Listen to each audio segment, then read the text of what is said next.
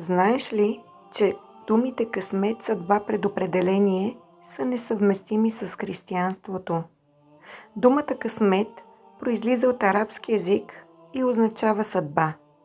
Съдбата от своя страна означава, че нещо е предварително предопределено и не подлежи на промяна, което от своя страна отхвърля православната вяра за това, че Бог е създал човекът със свободна воля. Ако това беше така, то Бог нямаше да даде възможност на Адам и Ева сами да изберат дали да вкусят от плода за познаване на добро и зло, а щеше да ограничи достъпът им до дървото. Но Той им препоръча да не вкусват от този плод, не им забрани и остави изборът в техните ръце. Поради тази причина идеята за съдба и предопределение е в конфликт с православното християнство и не е коректно да вярваме в тези определения. Християнинът знае, че има свободна воля. Християнинът се надява на Божията милост и воля, за да не изпадне в заблуждение или да не направи грешен избор, поради което избира да бъде Божията воля, а не неговата свободна воля. Но това е свободен акт на самия човек.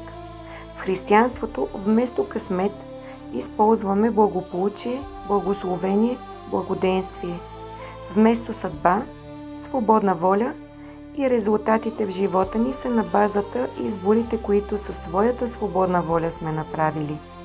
Вместо предопределение, вярваме в Божията премъдрост и промисъл, чрез които Бог се намесва в живота ни, ако сме в беда, опасност или допуска да преживеем нещо неприятно, за да се обърнем, осъзнаем и да бъдат спасени нашите души.